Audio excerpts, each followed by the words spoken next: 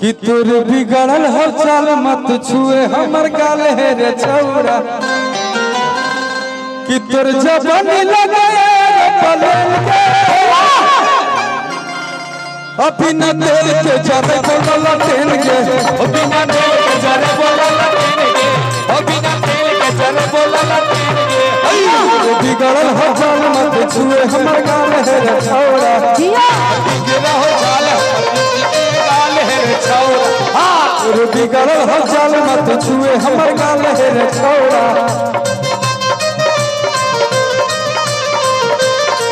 तोर जवानी लगावे रे पलेन के तोर जवानी लगावे रे पलेन के बिना तेल के जरे बोला तेल के बिना तेल के जरे बोला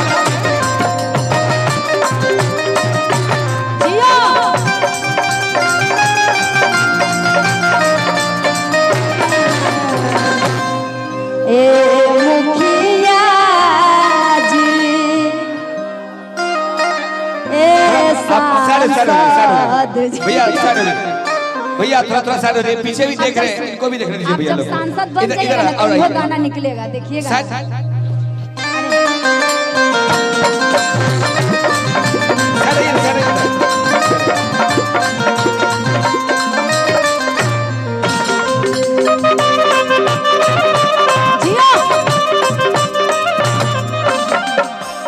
कि राते धक धक धर के लाजियावा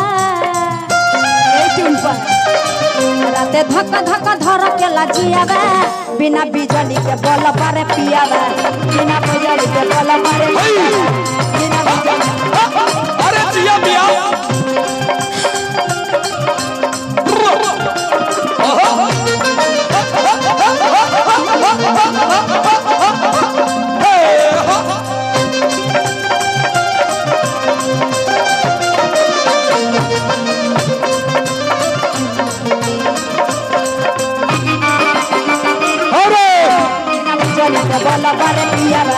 बिना तेल। चलिए आगे गाइए कि हमारा ढोढ़ी में 32 GB रैम है।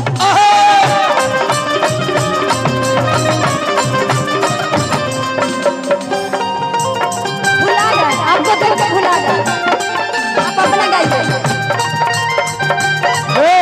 भैया भैया बाप रे बाप, म्यूजिशियन भाई मेरा पीछे बैठा हुआ है, लेकिन भाई गुंजन भैया फरमाइश भी है। गुंजन भैया ये आश्चर्यजनक बात है, रेम भी है तो कहाँ है सो देखिए कि मैं हम इस सब पर कुछ नहीं बोलेंगे भैया। आप मत ही बोलिए, अभी चुनाव में लड़ना है, अभी वायरल हो जाएगा, ठीक ना। ये संगीत है और मैं तो इसी से लोग जानते हैं, इसी से प्रेम करते हैं, लेकिन हाँ पर्दा में रहे। पार्टी होता है ना चुनाव में, आपका जो कमी रहेगा उसी को निकाल करके देखिए क्या कर रहा है।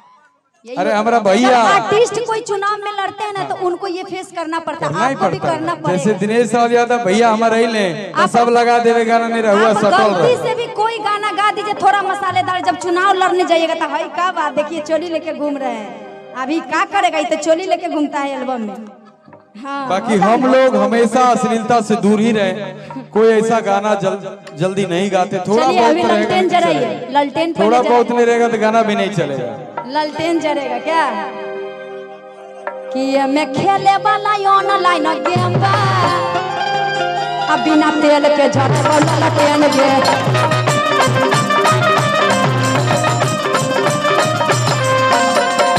आप अपना तोर बिगड़ल हर चाल मत छुए हमर गाल है रे छौरा रे छौरा तोर जवानी लगाए पलेन के कि तोर जवानी लगे पलेन के बिना तेल के जरे बोला तेल के बिना तेल के जरे बोला तेल के बिना तेल के जरे बोला तेल के बिना तेल के जरे बोला तेल के आया मैं खेले वाला ऑनलाइन गेम बा ये मैं खेले वाला ऑनलाइन गेम बा हमरा घोटी में 32 GB तोरा घोड़ी में 32 GB रैम बा तोरा घोड़ी में 32 GB रैम बा। चलिए आप अपना दुकानदारी शुरू कीजिए, अंतरा गाइए दिखाना दिखाना। लहंगा में चले इंटरनेट हो ए हो। देखिए 1 मिनट, देखिए गाना गा रहे हैं तो गुंजन जी का आप लोग फोटो वोटो नहीं लीजिएगा, ठीक है? 32 GB वाला में देखिए बहुत सारे हमारे कैमरामैन हमारे नहीं आपका नहीं, देखिए नेता बनने वाले थोड़ा सा कोई बात नहीं है, हम लोग आए हैं सबको मनोरंजन झुमाने हो के लिए, रहा है। मनोरंजन करने के लिए, और सब कोई जानता है। यही अभी बोले हैं कि 32 GB वाला इसे ढोरी दिखा रहे थे कि हमको ढोरी वाला सुनना है, तो क्या करेंगे? ये अश्लीलता फैला रहे हैं, बताइए। गे माई तो शॉर्ट खोल रहे हैं। ये बुढ़ारी में देखिए तो जवान लड़का सब टुकु टुकु ताक रहे हैं। ये गे मैया बज्जर गिरने वाला है।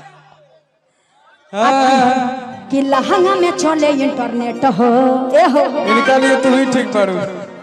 अरे कि सारा फंक्शन बसेट हो कि आगा से अच्छा पीछे के फ्रेम बा, कि आगा से अच्छा पीछे के फ्रेम बा, हमरा ढोली में 32 GB रैम बा।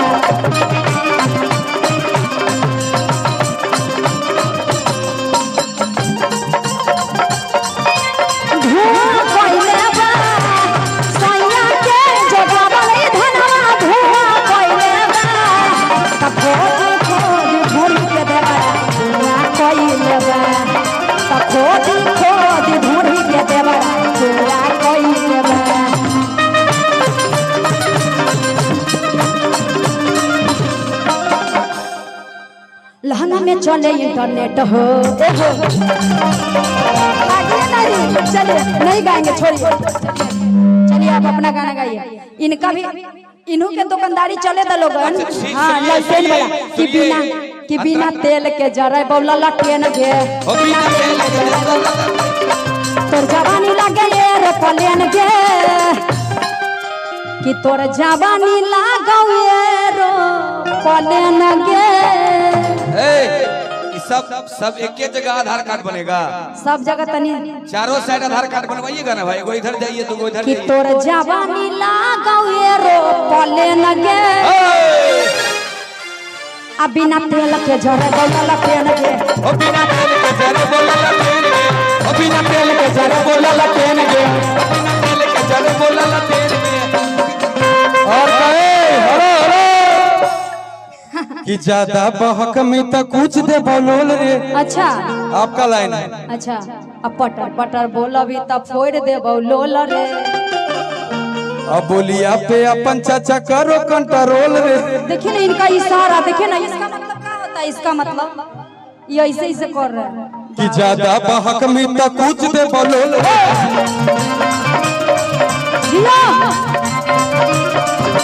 बोलिया पे अपन चौड़ा करे कंट्रोल रे।